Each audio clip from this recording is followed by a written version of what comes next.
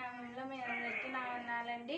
అలాగే ఇప్పుడు మనము నేర్చుకుంటున్న యాక్టివిటీ పేరు ఏంటంటే రాతి గుండె, మాంసపు గుండె. అలాగే ఇక్కడ మనము ప్రాపర్టీస్ ఏం తీసుకున్నామంటే స్పాంజ్.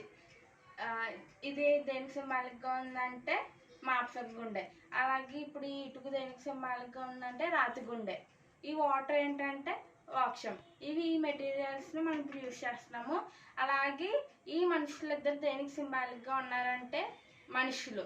ఈ మనుషులిద్దరూ దేవుడి సన్నిధికి వెళ్తూ దేవుడి వాక్యం వింటూ బాగానే ఉన్నారు. కానీ వీళ్ళు ఒకరు చేస్తుంది ఒకటి, ఇంకొకరు చేస్తుంది ఒకటి. ఫస్ట్ వీళ్ళు వాక్యాన్ని విని వీళ్ళు ఏం చేస్తున్నారో చూద్దాము.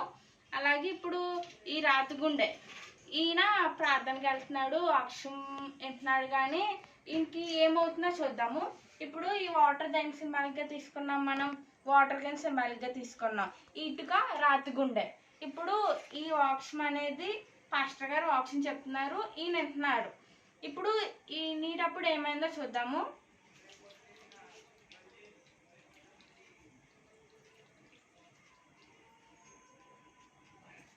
పాస్టర్ గారు వాక్యం చెప్తున్నారు, ఇతను వింటున్నారు, కానీ ఇతను ఆ వాక్యాన్ని లోపలికి తీసుకున్నాడా? తీసుకోలేదు. ఇలాగా ఈయన పాస్టర్ గారు చెప్తున్న వాక్యాన్ని విన్నాడు, కానీ ఈ చెవితో వదిలేస్తున్నాడు. ఇతను లోపలికి మట్టికి ఏం భద్రపరచుకోలేదు. పైనుంచి చేసిన వాటర్ ఏమైంది, కిందకు వచ్చేసింది. అంటే ఈయన వాక్యము ఇటు నుంచి వదిలేస్తున్నాడు. ఇప్పుడు ఈ ఇటుకని కనుక పిండితే ఇక్కడ నుంచి అసలు ఏం రాదు. ఎందుకంటే ఇతను వాక్యాన్ని ఏమీ వినలేదు, హృదయంలో భద్రపరచుకోలేదు. ఇలాగా బయట చాలామంది ఉంటారు, వాక్యాన్ని వింటారు, కానీ వీళ్ళు మట్టికి అసలు లోపలికి ఎటువంటిది ఏమీ తీసుకోలేరు. అలాగే ఇక్కడ ఇంకో మనుషుల్ని సింబాలిక్గా ఈయన ఏంటంటే ఇతను మాంసపు గుండె.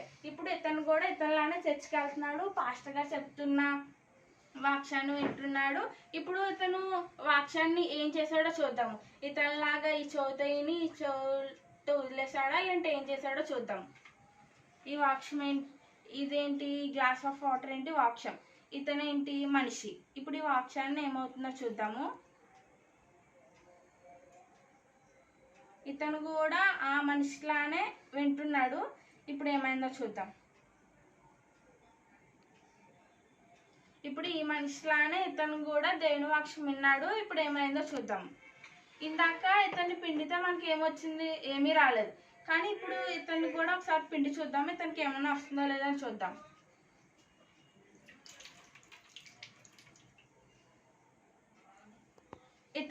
ఇతన్ని పిండినప్పుడు మనకి ఏమైనా వచ్చిందా? ఏమీ రాలేదు. కానీ ఇతను పిండినప్పుడు ఏమొచ్చింది, వాటర్ అనేది వచ్చింది. అంటే ఇప్పుడు ఈ పర్సన్కి ఏం డిఫరెన్స్? ఈ రాతి గుండె మనిషి వాక్యాన్ని విన్నాడు, కానీ ఈ చెవితో వదిలేశాడు.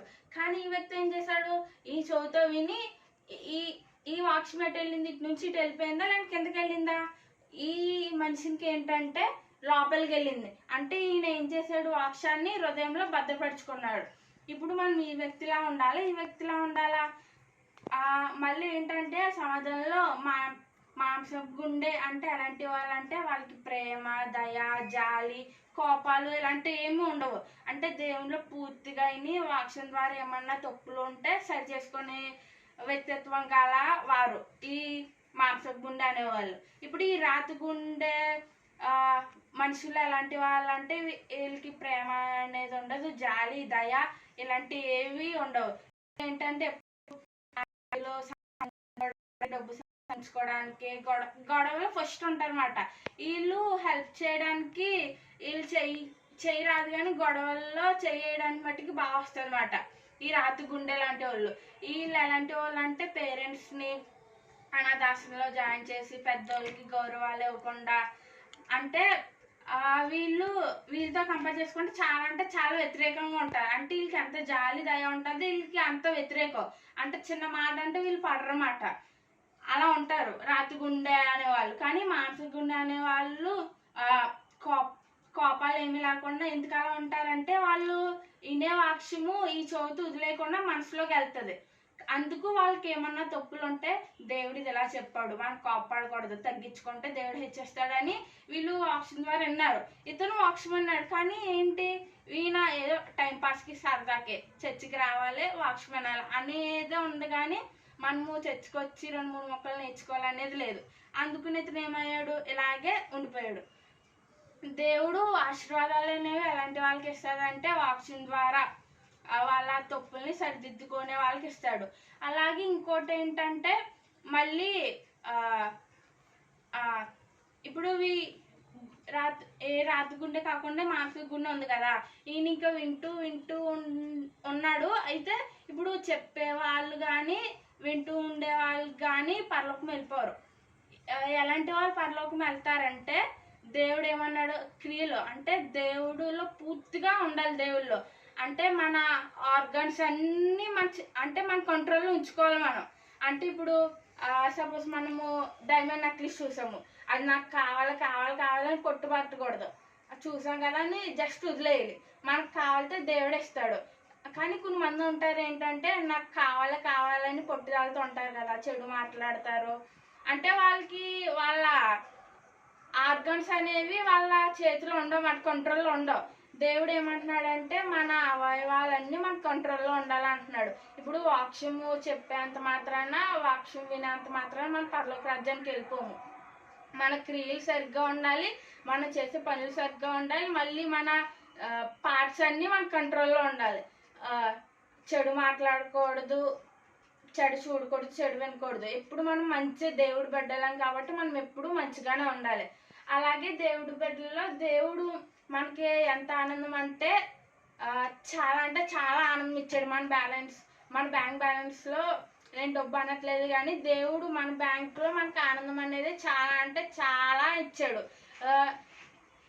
కొంతమంది నాకు ఇల్లు లేదు, బిర్యానీ నెలకి బిర్యానీ తినలేకపోతున్నాను, నాకు ఏసీ లేదు, ఇది లేదని చాలామంది అనుకుంటారు.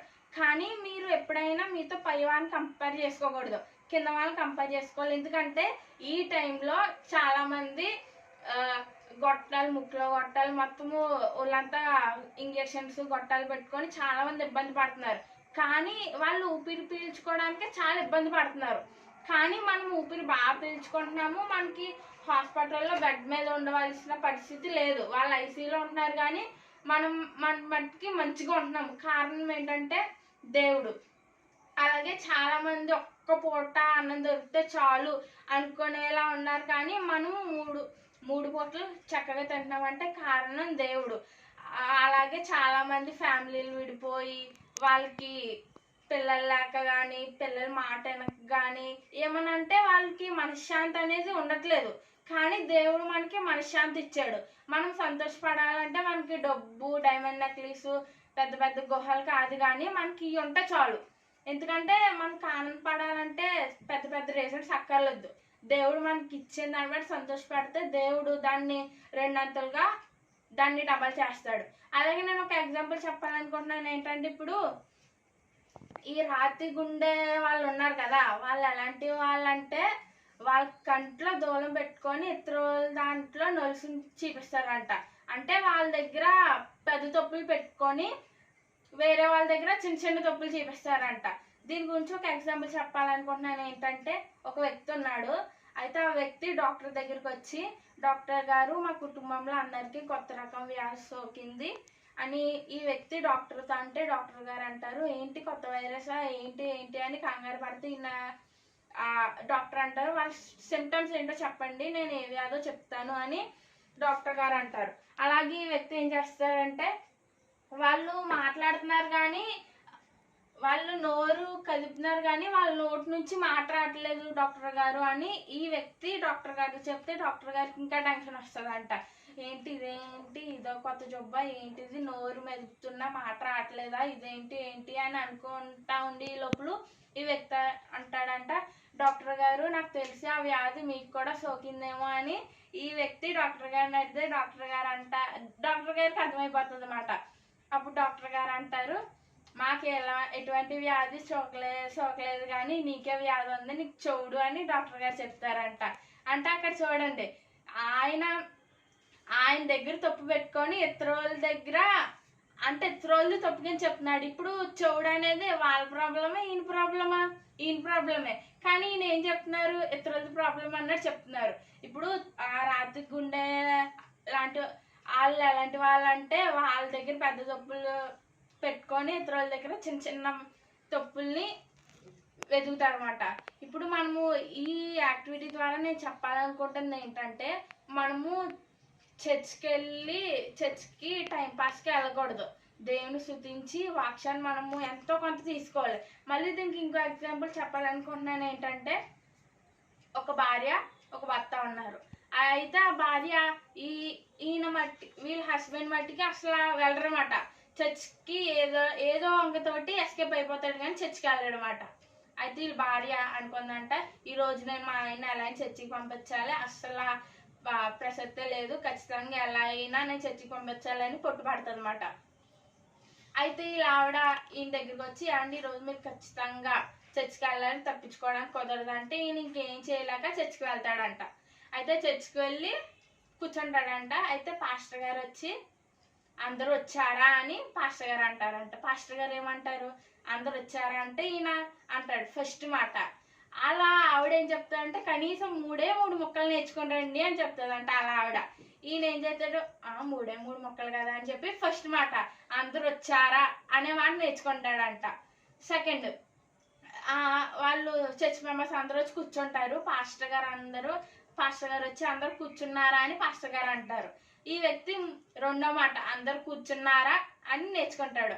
అలాగే థర్డ్ మాట ప్రసంగం అంతా అయిపోయి అందరు వెళ్తుండగా పాస్టర్ గారు అందరూ వెళ్ళిపోతున్నారా అని అడిగారంట.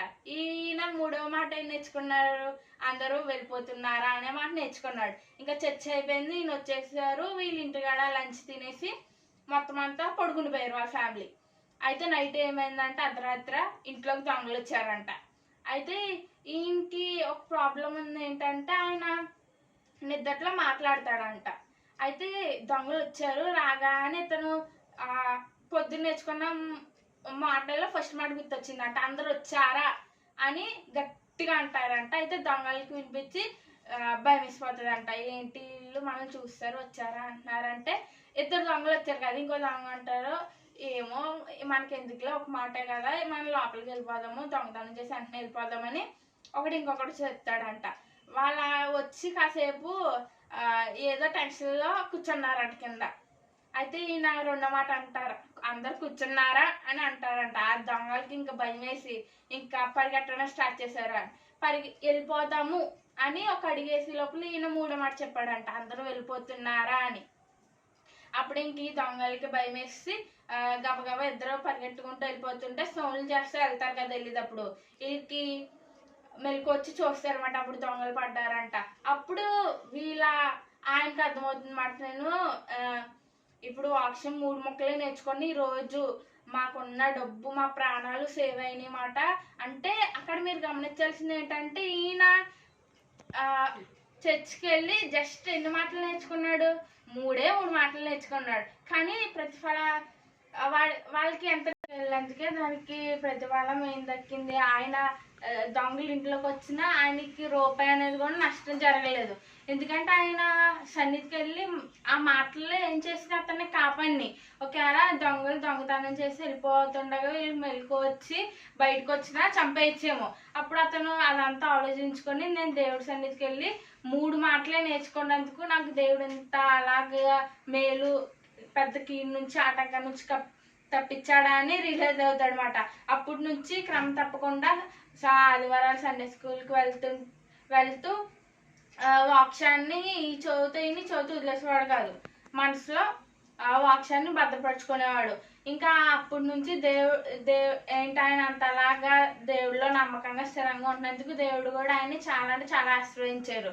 అలాగే ఇప్పుడు ఈ యాక్టివిటీ ద్వారా నేను చెప్పాలనుకుంటుంది ఏంటంటే, ఒకవేళ మనలో ఎవరికైనా రాతి గుండె ఈయనలా ఉంటే అలా ఉండకూడదు. ఎందుకంటే దేవుడు ఈరోజు వాక్యంలో ఏమో చెప్తున్నాడంటే, మీలో ఎవరికైనా రాతి గుండె ఉన్నట్లయితే నన్ను అడుగు, నేను మీకు మాంసపు గుండె ఇస్తాను అని దేవుడు ఈరోజు బైబిల్లో సెలవిస్తున్నాడు. అలాగే మనలో ఎవరికైనా ఉంటే దేవుడికి ప్రార్థన చేసుకుంటే దేవుడు ఖచ్చితంగా రాతి హృదయాన్ని ఖచ్చితంగా మాంసపు గుండెలో మార్చగలరు.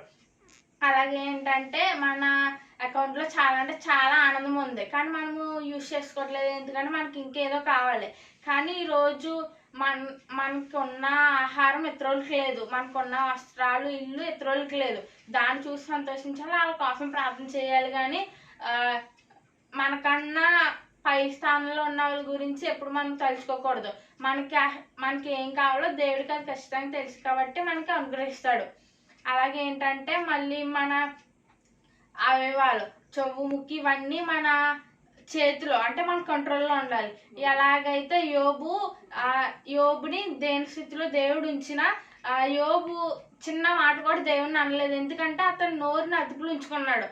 కానీ దేవుడు దానికి ప్రతిఫలంగా ఏం చేశాడు? 2 ఆశీర్వాదాన్ని తిరిగిచ్చాడు.